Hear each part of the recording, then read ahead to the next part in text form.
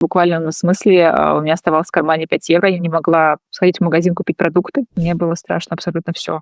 У нас, кстати, ходит очень много различных актрис, блогеров, которых мы вообще не знаем. Они ходят молча, и мы как бы с ними работаем молча. За 2 месяца плыла на корабле наша мебель, потом напали пираты, они стали все это обкипать. Откуда у нас вообще приходят клиенты, сама не понимаю.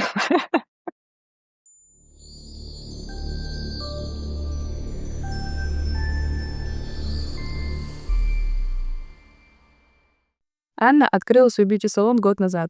И за год смогла развиться настолько хорошо с нуля, что к ней стали приходить и актеры, и актрисы немецкого кино и телевидения. Для меня Анна оказалась человеком, который делает не просто бизнес, а умудряется делать это в легкости и непринужденности, насколько это возможно. Смотрите до конца, чтобы узнать, сколько это стоило, как она проходила все эти точки роста, как она продолжает двигаться и что ей помогает на протяжении всего этого пути. Проходить все это не просто с скрежетом в зубах, а с улыбкой на лице и легкостью. Аня, как так случилось, что ты оказалась в Германии? И расскажи немного о себе. Всё очень просто. Я жила до этого в Москве, ездила в отпуск в Германию, познакомилась со своим будущим мужем, и через 1,5 месяца он мне сделал предложение. Потом я переехала в Берлин, причем я переехала в Берлин самым последним рейсом. Перекрыли границы, и началась корона.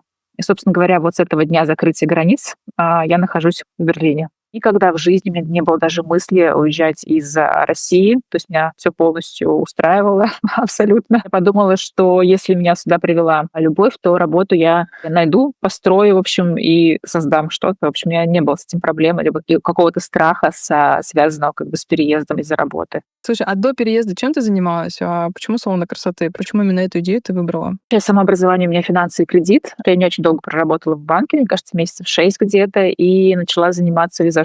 Работала в салоне, работала фрилансом, потом работала в найме. В России работала в ритейле, в МАК и Бобби Браун. По факту я в бьюти была всю свою сознательную жизнь. То есть я была на всех, мне кажется, стадиях в бьюти со всех сторон. Когда летела в самолете, я удаляла все свои работы. Я думала, что я приеду, выучу язык и вообще поступлю учиться на какую-то другую совершенную специальность. То есть я хотела забыть эту сферу раз и навсегда. Мне очень хотелось скорее начать зарабатывать именно самой в этой стране, и я поняла, что до той стадии, когда я выучу язык, пройдет очень много времени. Я не готова сидеть как бы и ждать это время. И я решила уже действовать на той сфере, на которой есть. Я слетала в Москву заново, прошла курсы по бровям и начала работать уже здесь как мастер и собирать первых клиентов среди русскоговорящей аудитории. Я была на самом деле в шоке, что оказывается так много ауслендеров, да, вот приехавших, которые говорят тоже на русском языке в Европе. То есть до этого у меня такого умения, в принципе, вообще не было. Я бы сказала, что меня заставила жизнь снова вернуться в эту сферу, в которой я была и которую я хотела забыть. И, наверное, моя лень.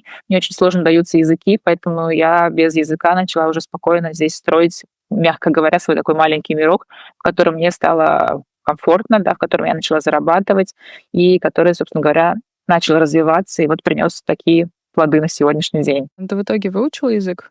Нет. Я прошла там все то, что по документам нужно было. То есть я сдала экзамен B1, этот Leben in Deutschland, да, тест. То есть я получила там свои документы, постоянный вид на жительство. Дальше меня настолько поглотила работа, клиенты, команды и все остальное, что я просто поставила это на паузу. Конечно, да, меня это тормозит достаточно сильно. Если бы я знала язык свободно, мне кажется, даже проект, который сейчас есть, он был бы, ну, наверное, в разы, может быть, лучше. Вот этот бизнес, который у тебя есть, для тебя это проект фактически. Да, для меня это проект. Я еще раз повторюсь, что я никогда не делала свое дело до Германии. И получается у меня такой экспириенс, что предпринимательство, я вступила в новой стране, не зная абсолютно ничего, ни языка, ни законов, ни в целом устройства рынка, ни менталитета этой страны, тем более. И мне кажется, это было немножко сложнее, скажем так, нежели чем я это начала бы делать там в своей стране. Многие предприниматели считают, что если ты хочешь делать бизнес, то надо делать это там, где это имеет смысл, там, где тебе легче и больше денег ты получишь. Это все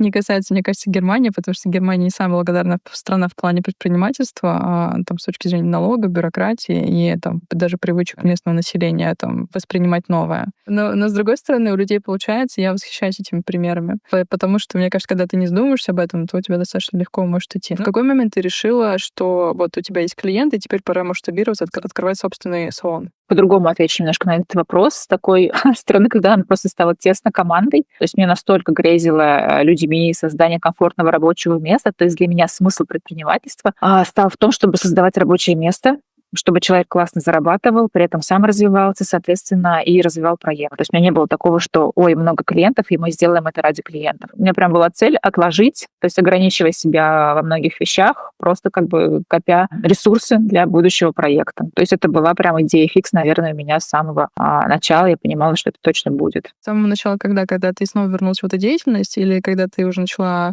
нанимать сотрудников? Объясню, наверное, почему я поняла, что я не смогу работать здесь с найме. По той простой причине, что везде здесь нужен язык. И в некоторых там, допустим, вакансиях администратора мы просто сразу отметали всех ауслендеров, всех приезжих, потому что не было принципиальный такой момент, что человек должен вырасти в этой стране. Тогда как бы мы вот его рассматривали на позицию администратора. У нас даже был там такой разговор, там, я отвечала клиенту, на немецком языке переводя это все, девочка-сотрудница говорила, что так немцы не отвечают друг другу. Почему ты так делаешь? Я говорю, ну это же как бы правильно, нормально. Такая, нет, нужно здесь ответить так, потому что как бы вот немецкая аудитория привыкли именно к такому ответу. Принято обычно для стран СНГ, может быть, письмо мы пишем, все по делу, коротко. То есть нет вот этого вот расписания там, здравствуйте, как у вас дела? Я вас рад слышать. То есть на середине текста мы дошли к основной части вопроса. И потом концовка. Я буду ждать вашего ответа с нетерпением. Как только вы там... И опять 20 предложений просто ни про что. Но какая-то такая вот перестройка, да, элементарная. То есть я училась даже уже у наших сотрудников, скажем так. Вот. Почему просто нельзя сразу коротко по делу все? Это есть, нет, ну и ладно. А сотрудники у тебя кто? Это тоже местные или это все-таки ауслендеры? Ну вот на данный момент у нас сотрудники как бы в большей степени со стран СНГ, конечно, но есть и те, кто давно в этой стране живет. То есть вот такой вот микс. Мы делаем проект, все иностранцы по факту в этой стране для всех. То есть у нас нет какого-то там закрытого комьюнити, что мы там принимаем только русскоговорящих тоже клиентов. Нет, мы абсолютно открыты ко всему. А кто у вас клиенты? Я думаю, что 70% русскоговорящих, но мы стараемся перейти все-таки на немецкоговорящую базу. Одна из ближайших идей развития салона стоит именно в том, чтобы понять немецкоязычную базу клиентов, их потребности и желания. Слушай, а какие у вас уже есть инсайты по мере того, как вы общаетесь с местным населением, стараетесь расширять эту базу? У вас уже есть что-то новенькое, что-то прикольное, какие-то встречи с местным культурным колоритом?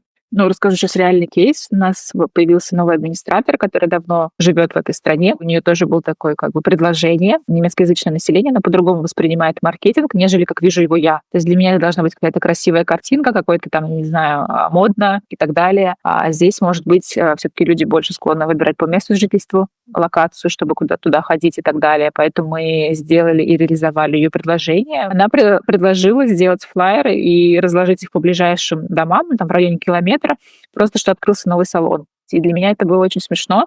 Ну, я думаю, почему нет? Это как бы идет тестирование гипотез. Мы это сделали, и вот сегодня к нам пришел первый человек с этим флаером. А ты начала свою историю, как будто бы у тебя сразу была команда. Как все-таки это происходило? Получается, ты начала сначала предоставлять услуги там, среди русскоязычного населения, и в какой момент у тебя появился первый сотрудник? Я приехала, я арендовала место. Как бы здесь тоже такого первый раз услышала, что такое есть. То есть это аренда мест мастерами в салонах красоты. Потом я поняла, что это настолько широкая тенденция, что в Германии найти салон красоты с чистой командой как бы работает именно на одну структуру, на одну сеть, все подчиняются одним правилам, да, одна выплата зарплаты и так далее. А такого, в принципе, вообще нету. То есть, по факту, все салоны в Германии — это коворкинги, куда ты приходишь, арендуешь место и делаешь там по факту, что хочешь. Ходишь в чем хочешь, разговариваешь как хочешь, принимаешь как хочешь, забыл ты про запись, твой клиент пришел, в принципе, никого не волнует. И редко в каких салонах также бывают администраторы, которые находятся постоянно на месте. Для меня это был, в принципе, тоже шок, когда я приехала. Поняла, что это здесь так работает, и что надо все-таки мириться с рынком, который здесь есть. Поэтому тоже одна из, скажем так, ключевых особенностей — это принимать рынок. Не спорить с ним, а пытаться его понять, принять и начать в нем работать. Как бы идти против рынка, который сформировался здесь за какой-то период времени, тоже смысла нет. Первых клиентов я нашла тоже очень, я не знаю, просто тупо и так далее. Я создала группу в Телеграме, назвала ее Berlin Girls, типа девочки Берлина, для девочек, которые также приехали из других стран, и которым искали хоть что-то, какие-то услуги, там, я не знаю. В общем, первые клиенты пошли оттуда. кто-то в Инстаграме увидел и так далее. И так вот пошло-поехало. Я делала макияж за 10 евро. То есть у меня был формат именно отработать хотя бы в ноль, хоть какой-то минимальный ноль, там, первые 2 месяца. То есть там по 5-10 макияжей каждый день я также делала, чтобы просто, не знаю, все это отбить, но делала настолько с любовью, чтобы сформировалась уже первая вот эта вот клиентская любовь, когда они начинают привязываться. И, соответственно, степ-бай-степ пошел запрос про там оформление бровей, и вот потихонечку таким кругом начал формироваться. И, соответственно, первые сотрудники случайно появились, кто-то пришел на этот проект сам как клиент, и вот потихоньку мы договорились как бы вместе работать. С кем-то я встретилась там у клиента Тоба, тоже пригласила, говорю, давай вместе работать туда-сюда. Без объявления, без всего, просто по знакомству на каких-то случайных мероприятиях пошло. Либо из Инстаграма к нам приходили, просто писали в Инстаграм, там, хочу у вас работать и так далее. Либо просто как-то случайно по знакомству. Вот так вот собралась наша команда, тоже было банально и просто. А сейчас мы уже проводим достаточно много собеседований и уже выбираем более конкретно сотрудника на место, но так было не всегда. Вообще, я слышала такое мнение, что работать с мастерами в салонах красоты достаточно сложно, потому что они все, там, не знаю, привязаны к настроению, это все-таки творческая профессия, много работаешь руками. И какой у тебя тут опыт? Слишком много человеческого фактора в этой сфере. Приведу, наверное, пример такой. У меня муж занимается стройкой. Я ему говорю, тебе все равно, с каким лицом у тебя кладут кирпич на стройке. Я говорю, а мне не все равно, с каким как бы вообще настроением человек пришел на работу и как он общается с гостем. Вот у нас самое как бы основное, мы реально продаем, может быть, это грубо будет сказано, но мы продаем также и настроение наших специалистов, чтобы всегда они были в духе, в хорошем настроении, не знаю, там, ресурсе и так далее. То есть здесь даже это работает, и человеческого фактора очень-очень-очень много. Иногда он бывает работает в плюс, иногда, конечно же, работает и в минус. И это одна из сложностей, что это не продукт Tail, а вот именно человеческий фактор. В какой момент вы оформились юридически как компания, или вы как мастера работаете отдельно? Сначала это было все по раздельности. И вот на 14 февраля, когда мы там с мужем ужинали, я говорю, я накопила денежку, я хочу сделать пространство это. Он был в шоке просто от всего. Он поддержал меня с этой идеей и сказал мне, либо ты это делаешь не как все, тогда ты типа выстрелишь, и все будет нормально. Если ты сделаешь это как все, это все умрет через какой-то период времени. И, кстати, сегодня год ровно нашему пространству. Вот реально мы год назад приняли первого клиента в большом нашем салоне. Так что мы сегодня, кстати, отмечаем вечером у нас корпоратив. Как бы с этого момента мы как бы начали потихоньку уже подавать документы на фирму. Все нормально прошло. Я даже больше скажу, когда я сидела у нотариуса, он читал все очень быстро.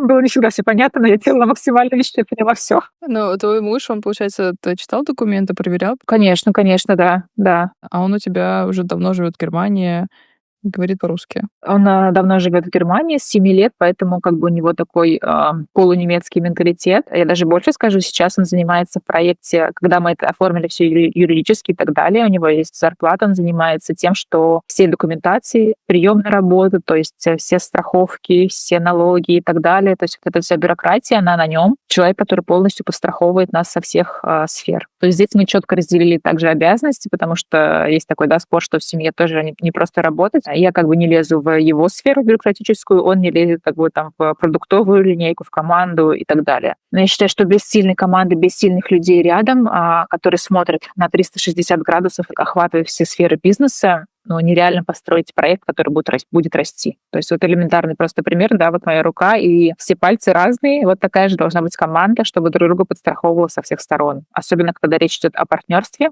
они точно должны быть настолько разные, отвечать за разные зоны работы, тогда не будет никаких споров и будет идти все гладко. Это везде касается, не только бьюти.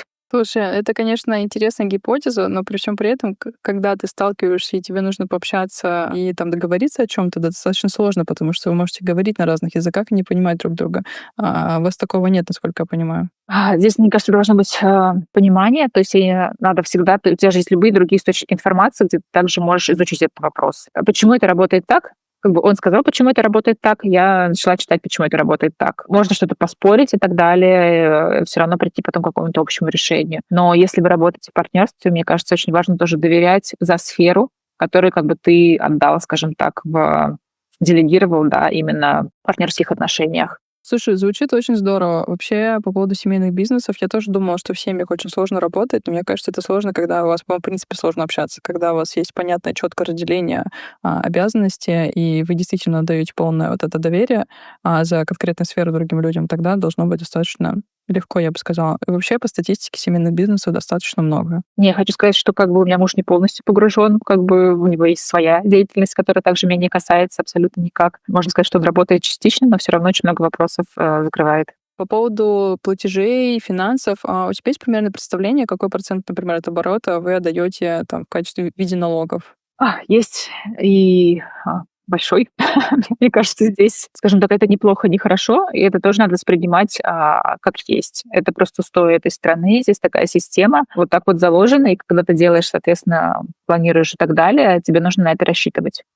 Поэтому классно, что там все едут в другие страны и пытаются, пробуют открывать, где более, скажем так, лояльная система налогообложения и так далее. Но нужно понимать, что вот как бы салоны, бизнес, он всё равно привязан к локации. Поэтому я бы, наверное, об этом рассуждала больше, если бы это был какой-то онлайн-продукт, да, либо хотя бы там, я не знаю, какая-то продуктовая линейка, не знаю, товар, например. Тут уже можно было бы что-то порассуждать, но здесь мы привязаны локально к точке, и оно есть как есть. Ты просто, говорю еще раз, принимаешь все реалити этой страны, в том числе и менталитет, и все государственное устройство и так далее. Поэтому здесь я считаю, что нам нужно просто мириться, а не бороться с ситуацией и просто учиться адаптироваться к рынку, который уже создан. Так, окей. Слушай, а по поводу инвестиций стартовых, сколько, получается, ушло денег на то, чтобы открыть первый салон? Во-первых, у нас история была такая, что мы с 2 арендованных рабочих мест, с 10 метров, мы выросли сразу в 190 метров. И это просто огромный, колоссальный рост. Я повторюсь еще раз, что я очень долго как бы готовилась к этому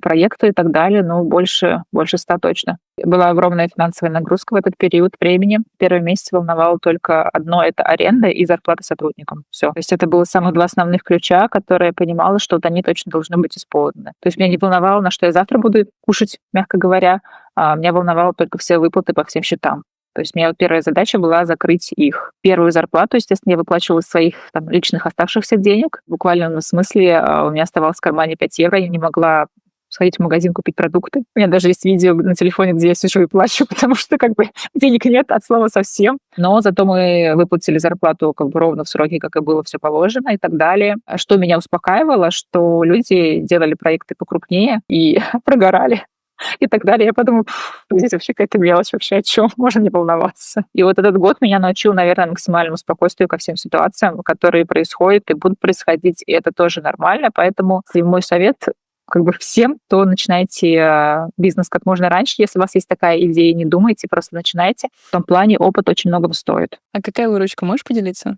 За предыдущий год не могу поделиться, потому что всего как бы год. Если говорить, скажем так, не скажу, что мы выросли сильно, но мы хотя бы сейчас стали стабильными. Понимаю, что мы уже не потонем, как я думала, что первые месяцы, что реально, может быть, придется там подать на банкротство и так далее. То есть у меня была такая мысль, что зачем оно как бы нужно вообще все было. Вот сейчас я уже понимаю, что в любом случае, что бы ни случилось, мы сделаем как бы все, чтобы дальше идти. Можно сейчас при данном нашем масштабе делать X2. Вот, наверное, поэтому это моя цель следующего года. Если мы говорим там про какую-то бизнес-стратегию, да, как все любят говорить, что вы планируете сделать через год, то это X2 точно. Вы сняли помещение 190 метров. Как вы искали его? Я была не готова к такому рынку недвижимости, как он здесь есть в Германии. Есть рынок, как бы, если такая есть история, что в Германии очень тяжело найти квартиру, в которой как бы просто жить, то найти идеальное коммерческое помещение, еще как бы большое под определенный вид деятельности, это сложнее еще, не знаю, X2, X3. Если говорить суммарно о поиске помещения, то это, наверное, было пару лет точно. И вышло все не так, как планировалось изначально. По одной простой причине. Первое помещение, которое нашли, оно было около метро, оно было 140 метров с черновой отделкой. 6 месяцев мы ждали как бы одобрения. То есть здесь не ты выбираешь помещение, а здесь как бы хозяин помещения выбирает тебя. Подходишь ли ты ему со своим концептом, со своей планировкой в это помещение. То есть 6 месяцев мы ждали по факту ничего, потому что потом, как оказалось, что хозяин помещения планировал продавать этот дом, и просто как бы пока не понимал, продастся он или не продастся. То есть я так понимаю, что если бы дом не продался, он бы нас как бы впустил в эту аренду. Но дом, видимо, продался, и как бы сроки сдачи настолько там затянулись, что мы просто бросили это помещение, хотя мы отдали несколько тысяч за 140 метров идеальной планировки, где как бы продумали абсолютно все, там от выхода розеток, выхода мокрых точек. У меня тогда наступило не то, что разочарование, а какой-то, я не знаю, даже сказать, откат назад. Как бы как так можно столько времени потратить просто в никуда. Начали искать новое помещение. Искали мы его тоже месяцев 5. Нашли. Помещение принадлежит страховой компании, и мой паспорт очень долго рассматривался. ждали. То есть все инстанции там прошли, все проверки прошли. Также заплатили за новую планировку несколько тысяч евро опять, чтобы нам построили, чтобы мы показали концепт, как это все будет происходить и так далее. Наш концепт согласовали. Нам нужно было уже выезжать с арендованной локации, где у нас было 3 месяца, чтобы уехать. Это было бы нереально за 3 месяца сделать там ремонт. Потому что, зная как бы стройку здесь, а как тоже долго это все происходит в бюрократии, что там 3 месяца только рассматривают пожарную безопасность, там все остальные вообще инстанции проходишь тоже как бы черновая отделка здесь так не выйдет, что там за 3 месяца ты с нуля что-то построил. Поэтому мы позвонили им, наврали, что по состоянию здоровья мы не можем взять ваше помещение. Просто начали искать что-то готовое, как бы уже построенное, без черновой отделки, просто что придется. Самый основной как бы пункт — это была локация в центре города, плюс-минус близко как бы к нашей целевой аудитории. И вот просто случайно там через знакомого риэлтора подвернулся нам готовый салон уже построенный, с логотипом, запатентованный. Мужчина его продавал. Он туда вложил много денег. Мы посмотрели сметы и так далее. Салон был пустой. Там на 190 метров было всего 4 кабинета. За 2 месяца мы подписывали документы, нас тоже рассматривали, пока с нами встретится хозяин и так далее. И как только нам подписали, мы, грубо говоря, в первую ночь начали же ремонт. То есть у нас было там 3,5 недели, чтобы полностью сменить все стены и сделать, по крайней мере, из того, что есть, плюс-минус подходящее под нашу концепцию.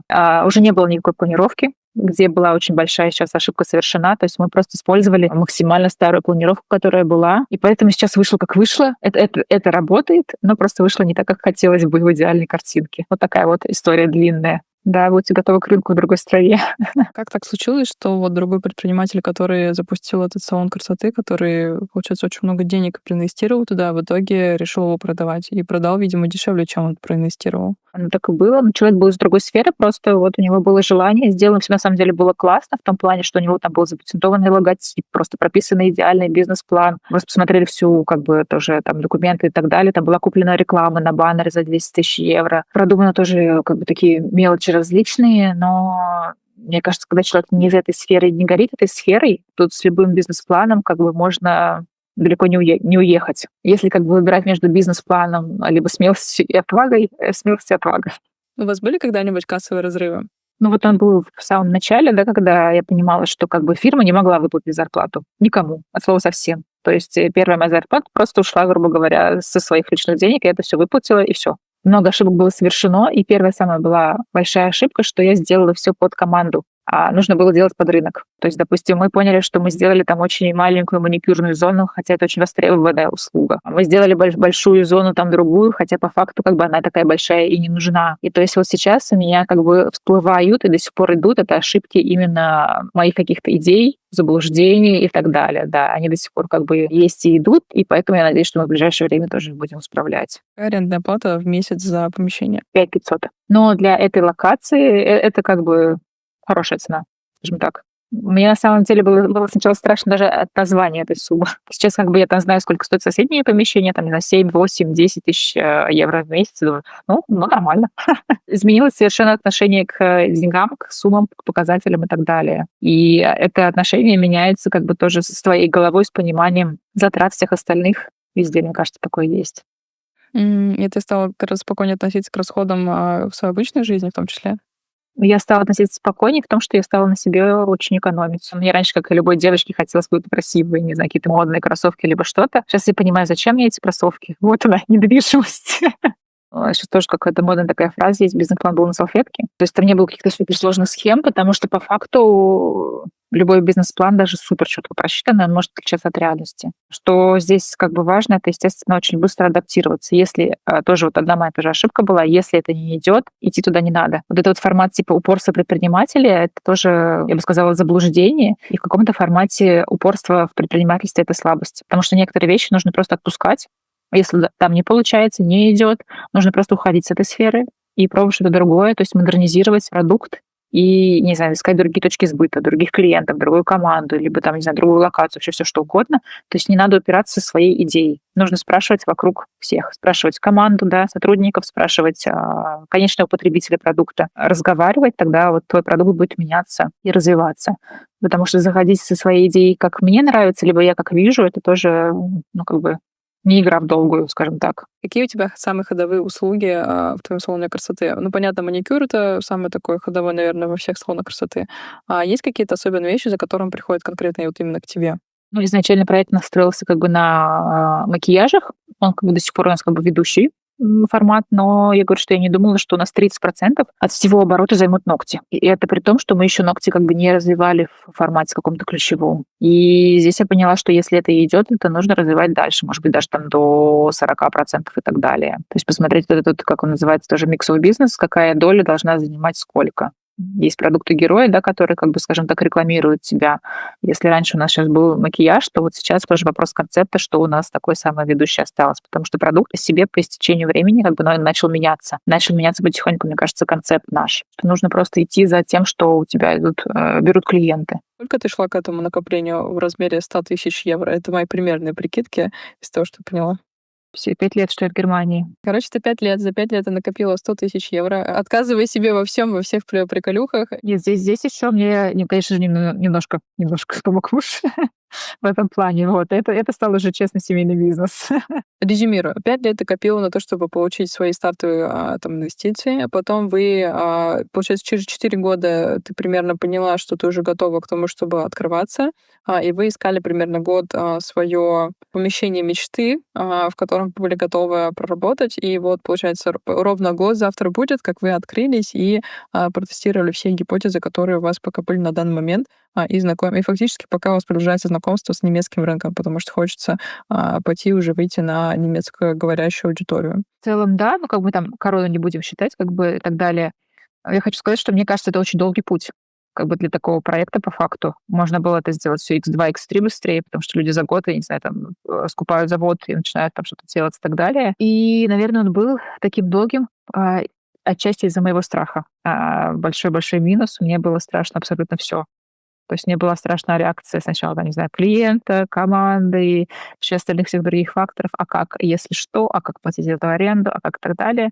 То я говорю, что этот опыт вот годовалый, я начинаю считать, почему я говорю, что нам год, потому что с того момента, как я на себя даже какую-то личную ответственность приняла за все это, быстрее делать, быстрее думать, еще раз просто повторюсь, это максимальный лайфхак, наверное, и девиз сегодняшнего выпуска будет. Слушай, у меня на самом деле тут много вопросов. Во-первых, почему ты думаешь, что могла бы сделать то же самое с такой же успешностью там 5 лет назад, когда ты только там приехала или там корона закончилась? Не, наверное, наоборот. Если бы я начала, делать как бы раньше бы сделала эту форму ГМБХ, раньше бы я взяла на себя ответственность в плане помещения, там, всех остальных, да, документации, вопросов команды и так далее, это было бы дало уже плоды намного раньше, и сейчас как бы мы были, может быть, более большим проектом. Я не знаю, я вообще, в принципе, люблю наблюдать за другими предпринимателями, не обязательно из бьюти. Просто все истории успеха. Как бы, мне кажется, у меня есть такое даже хобби смотреть постоянно выпуски "Ютуба", какие-то там интересные жизненные советы именно предпринимателей, как они относятся к делу. Как бы я не сразу сформировала здесь свой круг общения, и каким-то образом мне вот "Ютуб" помогал навеивать какие-то мысли, ну вот, для себя, в том числе и в работе.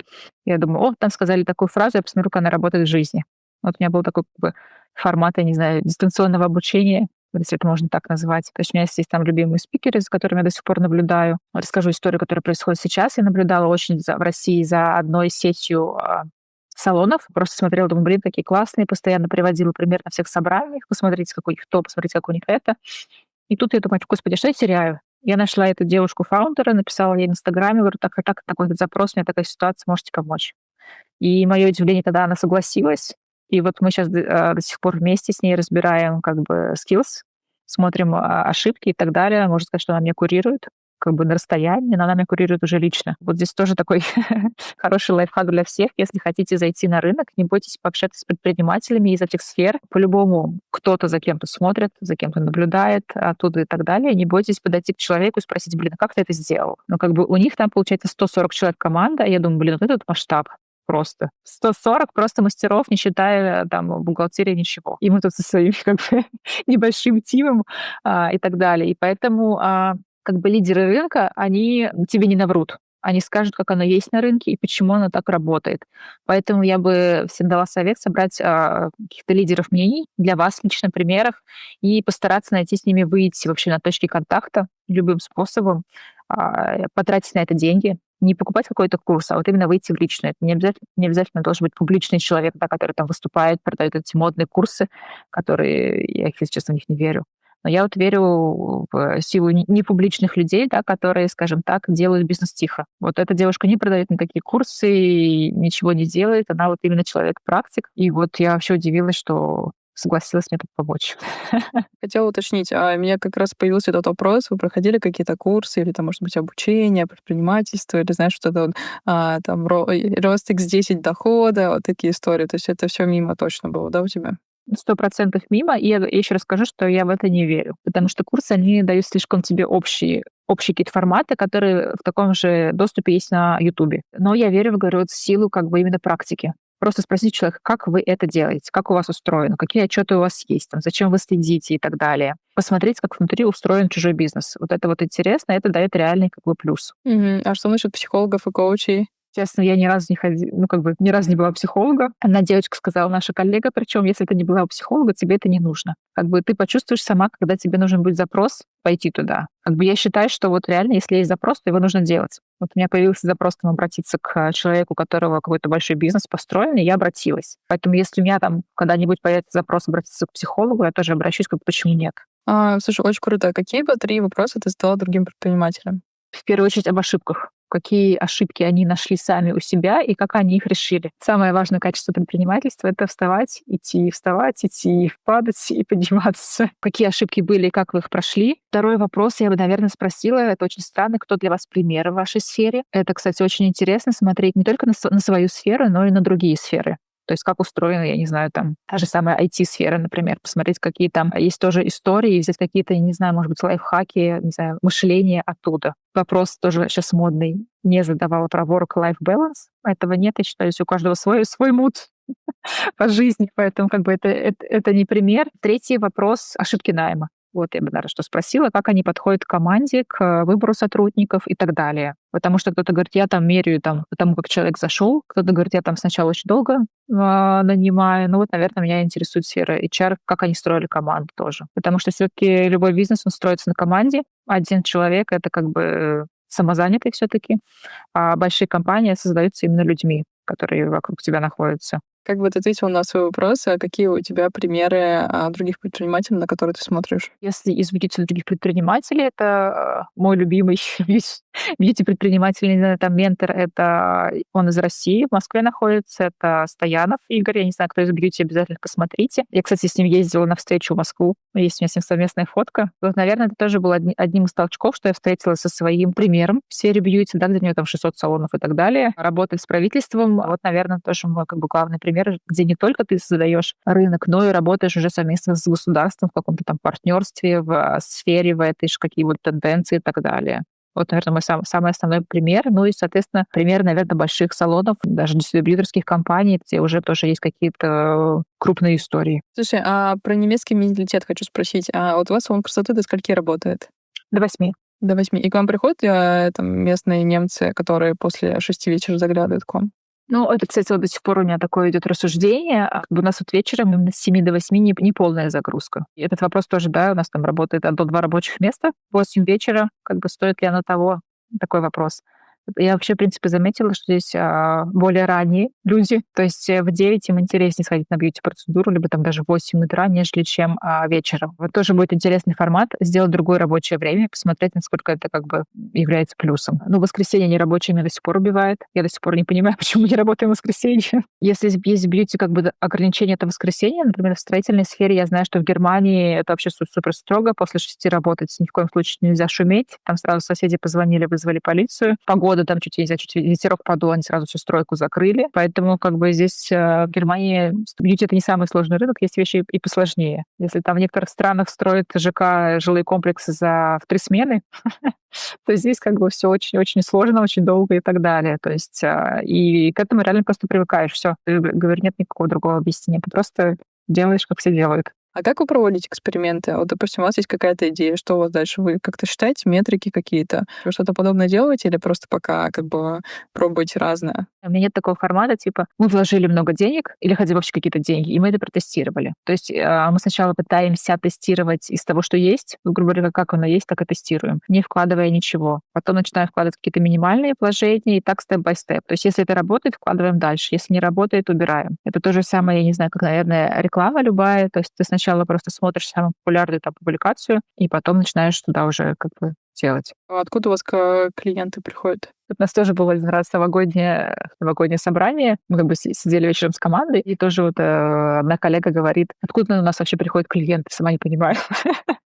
Ну, в первую очередь, как бы, можно вообще забыть о маркетинге. Как бы тоже где-то это слышала, но оно так и есть, если нет качественного продукта. Сейчас все упиваются, какой может сделать классный маркетинг, как туда много, чтобы креативного еще придумать и так далее. Но никакой маркетинг никому не нужен, если вы элементарно не делаете хороший качественный продукт. Поэтому в первую очередь, чем как бы думать о рекламе, сделать сначала классный продукт, а все остальное, оно уже пойдет по накатанной. Тем более, как бы наша сфера, она построена на возвратности, да, это там как принцип Паретта. 80% прибыли тебе приносит 20% постоянных клиентов. Вот, наверное, оттуда как бы все и идет. То есть в первую очередь это, как бы это глупо не звучало, оно так и есть. То есть это сарафанное радио. У нас, кстати, ходит очень много различных актрис, оказывается, блогеров, которых мы вообще не знаем. Они ходят молча, и мы как бы с ними работаем молча. Я вообще не сильна как бы в немецких актрисах и так далее, поэтому я считаю, что классно, что они ходят, потому что они ходят именно за качеством, ни зачем больше. Ходит девочка тоже, 200 тысяч, по-моему, подписчиков. Она ходила постоянно-постоянно, и один раз она просто от души выложила там стори. И все, у нас просто навалом подписчиков после этой истории. Никакого коллаборации, ничего не было. Было, когда мы очень часто ошибались, то есть там блогер-миллионник говорил: "Ну, приезжайте накрасьте меня бесплатно там в отель". Тоже отмечал где-то там в уголочке. Просто выхлопа ноль. Ни одной подписки, ничего. То есть здесь все-таки работает больше на том, что человек выбирает твои услуги и искренне рекомендует их. Если это говорить о каком-то масштабном бизнесе, то я думаю, скажем так, инфопродукте, то здесь, наверное, все-таки другие инструменты работают больше. В Берлине открылась сеть кофеен, тоже достаточно такой нашумевший проект, и у них была программа лояльности, когда подходишь, и на телефоне как бы вот этот вот, тебе там кофе отмечается, кружечку, что ты сделал, именно в кошельке твоем. Я на это посмотрела, просто первый раз я зашла, и вот мне в первую секунду: нам такое надо. Я это нигде не видела здесь, особенно в салоне красоты. Я думаю, нам такое надо. Нам нужна такая программа лояльности, где не вот эту вот карточку, которую тебе дали, ты там отмечаешь свои посещения, а именно которая привязана к твоему кошельку. Потому что я, когда плачу в каком-то магазине в формате Apple Pay, да, мне всегда открывается карточка этой кофейни, и я о них вспоминаю. Я думаю, блин, вот это просто круто. Крутая идея. Только недавно так оказалось, что знакомые наших друзей сделали такой стартап. И вот сейчас буквально вчера я это все установила. Сейчас будем дорабатывать программу лояльности и уже на следующей неделе как бы вводить. Самое прикольное, я пришла сегодня с этой карточкой к нам в салон, то есть у меня уже установлено на кошельке, и он пишет: "Вы находитесь неподалеку со Скиллсбьюти, зайдите туда". Я думаю, вот это да. А какие еще другие IT-системы вы используете в работе в салоне красоты? Ну, CRM, конечно же, это, мне кажется, в первую очередь все, кто работает именно B2C, да, с клиентами, это любая CRM-ка. А самое наше основное, мы пробовали перейти на монополистов здесь, да, которые есть, несколько тоже крупных CRM-систем, но в итоге все-таки ушли. Немножко не хватает, мне кажется, им некоторых функций, из-за которых мы как бы не остались. Нет никакой аналитики вообще от слова совсем. И мы вернулись обратно к той, которые были. Это Altegio, как бы дочерняя компания Uclients. Это точно такой же у них интерфейс, точно такой же функционал, очень классная служба поддержки, поэтому как бы мы опять вернулись к ним. И опять вернулись к ним, потому что очень классно со мной отработал менеджер компании. Вот опять же человеческий фактор, который просто заставил меня вернуться к ним в компанию, потому что мы временно, конечно же, от них уходили на немецкую платформу. А совмещать это невозможно, да? Ну вот у меня до сих пор есть такая идея о совмещении. Посмотрим, как она будет работать. Опять же, вот мы сейчас будем тестировать гипотезу. Сделать там 2 человека, чтобы работали на этой платформе, и посмотреть, сколько будет народу приходить. И почему мы просто ушли? Потому что было много случайных клиентов, которые не возвращались, да, а Treatwell забирает 35% от услуги. Вот, поэтому как бы здесь палка тоже о 2 концах везде есть. Классная бизнес-модель для них, опять же. Как для клиентов, для нас это не совсем, наверное, подошло. Но это дорого достаточно, да. Ну, это очень дорого, да, по факту 35%. Это за то, что как бы человек к тебе первый раз пришел, он даже может быть твоим нецелевым клиентом, что у нас как бы и происходило. У нас зачастую приходили случайные клиенты, которые потом не возвращались. Скажем так, не искали нас по какой-то философии, по тому контенту, который вы делали, а именно просто, не знаю, там мимо проходили и так далее. Мы все-таки решили сконцентрироваться именно на постоянных клиентах, которые как бы ценят, скажем так, нашу культуру, да, и такая же философия в именно эстетике. Любопытно. А какие другие системы вы используете еще, помимо CRM-ки?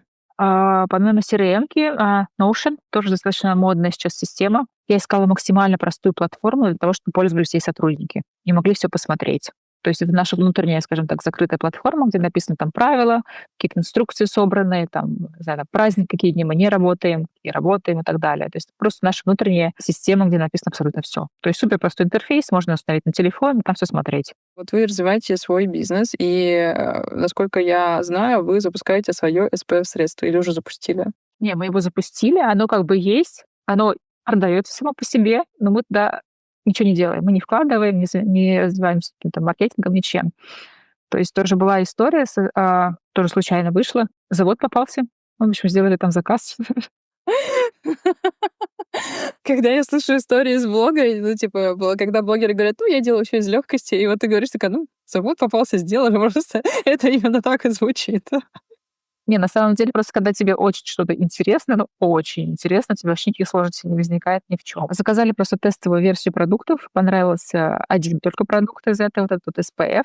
Почему? Потому что очень часто спрашивали клиенты, посоветуйте средства там, чтобы и тонировало, и был SPF при этом на лето. Я таких как бы не знала средств, точнее, их, в принципе, вот не было, чтобы было супер-супер легкое, максимально невидимое, но при этом и тонировало, и SPF. Нашли это средство на этом заводе, сделали свой как бы лейбл, под своим логотипом все выпустили. Мы не разрабатывали там какую-то формулу очень сложную, это был просто тоже формат попробовать. Но состав у них реально классный, потому что весь завод, он на концепте натуральности помешан. Сделали небольшую партию заказ, и она ушла постепенно. То есть просто для наших клиентов, и оно у нас есть на сайте, и некоторые клиенты до сих пор дублируют и покупают продукт повторно. Вы там без коробки это все продаете, просто баночка?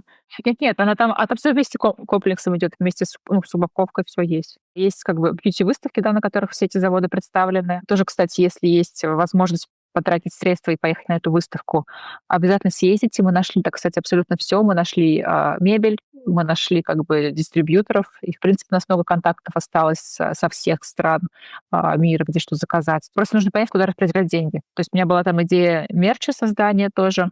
Контакты остались, поэтому, говорю, вопрос просто желания, наверное, и понимания, выстрелит это или не выстрелит.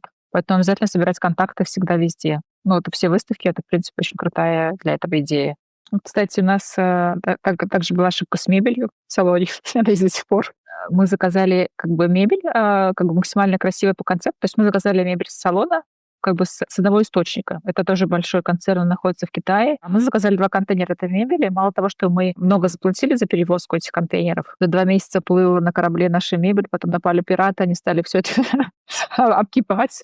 То есть да-да-да, была такая история. Что, простите, сказал, пираты напали? Да-да-да, наш контейнер. Я тоже подумала, что?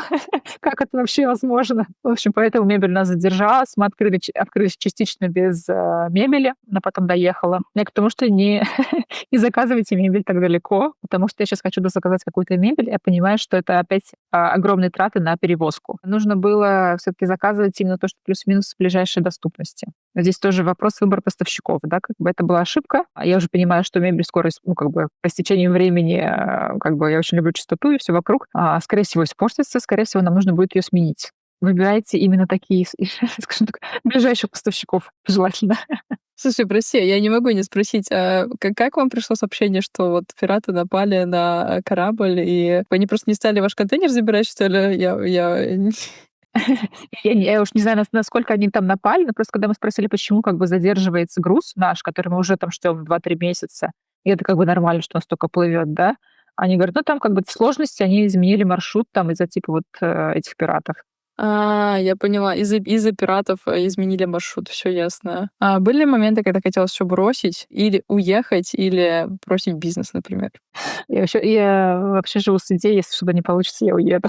Все, конец. Эта идея на самом деле просто успокаивает. Вот ты в любой момент можешь всегда выйти из игры, но как бы не выходишь, потому что тебе это интересно. Поэтому, мне кажется, бизнес — это такая вещь, она растет, когда именно собственнику проект сам по себе интересен. Если собственника как бы бросает, тухнут у него глаза, то все остальное, мне кажется, тоже тухнет. Как ты обычно снимаешь стресс? Я начинаю смотреть и вдохновляться какими-то проектами. То есть я начинаю слушать какие-то истории. Истории даже бывают из жизни. и ты просто смотришь, ну, господи, у нас еще не так все плохо. Или же наоборот, блин, а что так можно было? То есть реально вдохновляет, отвлекают какие-то истории. Пусть это не как бы не хобби, но это реально снимает стресс в каком-то формате, что историй может быть много разных. Ну, а так все, мне кажется, стандартно. Какие-то, не скажу, что прогулки, но, может быть, спорт, может быть, такого плана. То есть я настолько как бы люблю работу, что я просто начинаю смотреть на нее с другой стороны. Это вот мое снятие стресса. Что можешь посоветовать тем, кто хотел бы начать свое дело в Германии?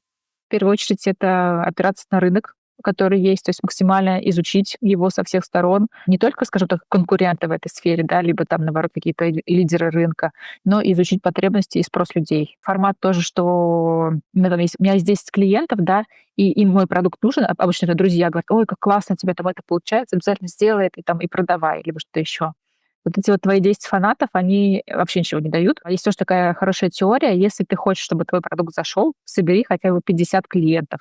Не знакомых каких-то, которые тебя любят просто так, вот, что ты есть, а именно 50 холодных клиентов, которые скажут: я куплю. И вот тогда начинай. Вот, наверное, весь совет. Ждите следующего выпуска. Это уже будет про запуск бьюти-средств абсолютно с нуля, тоже в Германии. Подписывайтесь на канал «Иммигранты делают бизнес», чтобы оставаться в курсе всех выпусков. Ну и вы сделаете мне просто приятно, потому что 1000 подписчиков начнется реальная монетизация уже этого канала. Спасибо.